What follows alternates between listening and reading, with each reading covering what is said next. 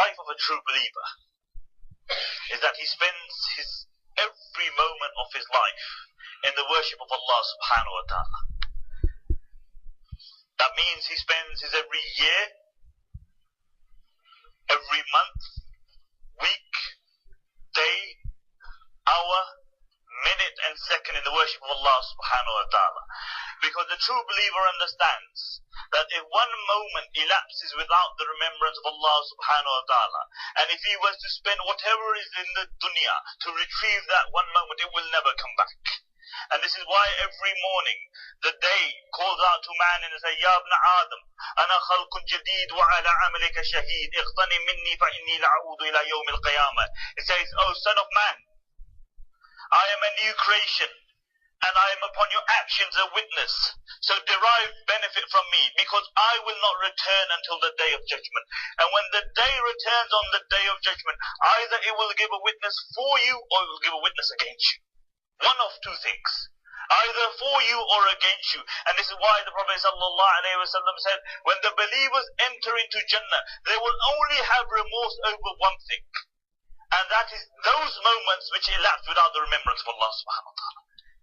Nothing else will they have remorse upon besides those moments which elapse without the remembrance of Allah subhanahu wa ta'ala.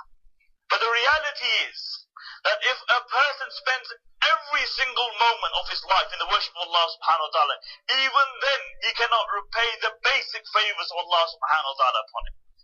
Imam Hakim has related in Mustadrak that there was a man who lived on an island and he worshipped Allah subhanahu wa ta'ala for 600 years.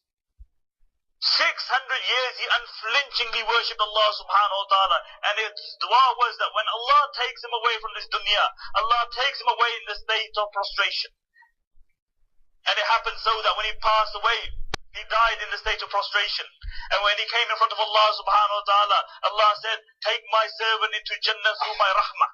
And this man said, oh Allah, not through your rahmah, through my worship. I worshipped you for 600 years. And Allah said, do you want to enter Jannah through your worship? He said, yes Allah. And Allah subhanahu wa ta'ala commanded the angel to bring a scale and place his 600 years of worship in one side and just the favor of his eyesight in the other side.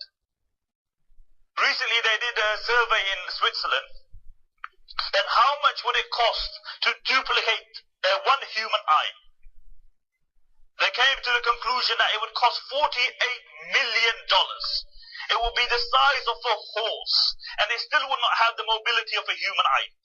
So they placed his 600 years of worship in one side of the scale, and just the favor of his eyes in the other. And the side in which his favorite eyesight was heavier than his 600 years of worship. And then Allah subhanahu wa ta'ala said, take him, throw him into the Jahannam. And when the angels were dragging him into the fire of Jahannam, he said, oh Allah, enter me into Jannah through your rahmah. And Allah subhanahu wa ta'ala called him and he said, oh my man, wasn't there a time that I brought you into existence and you did not exist? He said, indeed Allah. And Allah said, I did that through my rahmah. He said, did I not bring for you clean water from salty water? He said, indeed my Lord. Allah said, I did that through my rahmah. He said, did I not allow you to worship me for 600 years? He said, indeed my Lord. Allah said, I did that through my rahmah.